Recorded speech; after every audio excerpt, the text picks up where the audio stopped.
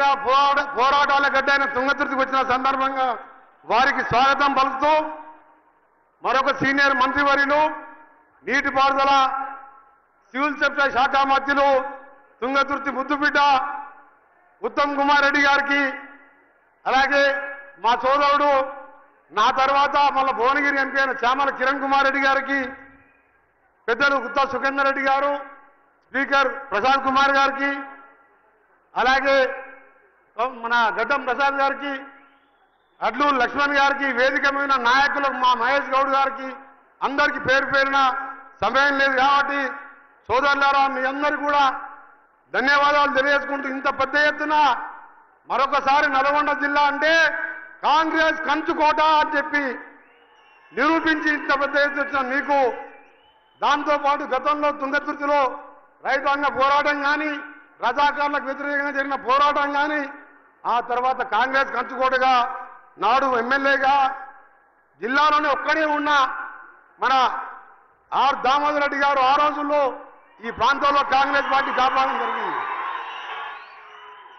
మళ్ళా 2 సార్లు మధ్యలో మన అద్దంకి దయాకర్ గారు సోదరుడు అత్యధిక మెజార్టీతో ఓడిపోయినా 2 సార్లు నన్ను రాజగోపాల్ రెడ్డి గారిని ఎంపీగా గెలిపించడానికి మీరెంతో కష్టపడి పనిచేశారు. ఆ తర్వాత మొన్నటి ఎన్నికల్లో ఇప్పుడు ఈ రోజు జన్మదినం జరుపుకుంటున్న మీ ఎమ్మెల్యే గారు నా దగ్గరికి వచ్చి నువ్వు 100 మంది తీసుకొచ్చి నేను కాంగ్రెస్ పార్టీ జాయిన్ అయితే నాకు టికెట్ ఏమొద్దు, నేనన్న సీఎం గారు పిసిసి ప్రెసిడెంట్ గారి సమక్షంలో జాయిన్ గా అని చెప్పినా, నాకు టికెట్ వద్దు సార్, నాకు ఏమైనా మీ ఆశీర్వాదం కావాలంటే నీకు తప్పకుండా మంచి రోజులు ఉన్నాయని చెప్పి వారిని ఆశీర్వదించి మీరందరూ కూడా 60,000 మెజార్టీతో గెలిపించడం జరిగింది.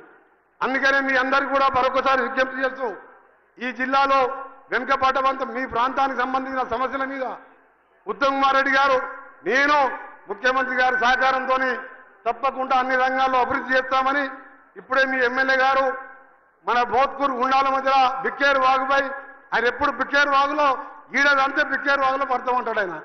ఆ బిక్కేరు వాగు బ్రిడ్జి కూడా మొన్ననే శాంక్షన్ చేయడం జరిగింది. నిన్న ముఖ్యమంత్రి గారు చెప్తే ఆర్ఎన్బి ఆఫీసులు ఆర్ఎన్బి డిపార్ట్మెంట్ నుంచి అర్వపల్లి నాగారంలో police station MRO MDO office కూడా 11 కోట్లతోని ఈ రోజే శాంక్షన్ కూడా చేయడం జరిగింది. త్వరలో ఆ పనులు కూడా మొదలు పెడతామని తెలియజేసుకుంటూ మనం చేపట్టిన సంక్షేమ కార్యక్రమాలు సివిల్ సప్లైకి సంబంధించిన అడ్డగూడు మాడులోది, అలాగే బొల్లంపల్లి నుంచి బొల్లంపల్లి రోడ్డు తప్పకుండా వెంటనే శాంక్షన్ చేస్తాం.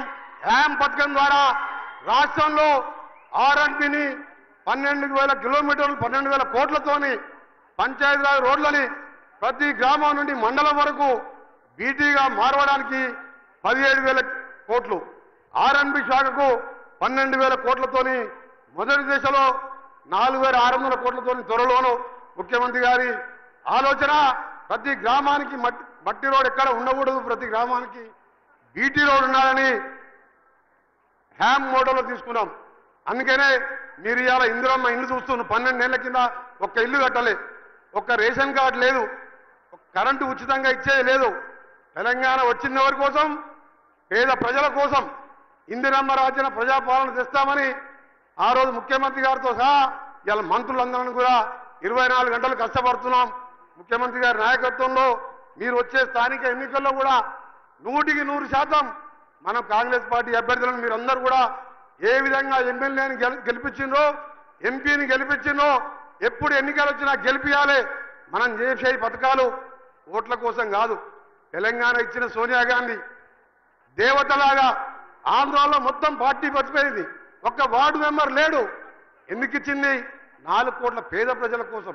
ఆ రోజు ఇందిరమ్మ గరీబా హటావా అంటే అదే సోనియమ్మ మన్మోహన్ సింగ్ ప్రధానమంత్రిగా ఉపాధి హామీ 100 రోజుల కూలీ పెట్టి ఇలా పేదవాడు 2 పూటలు అన్నం తింటున్నాడు.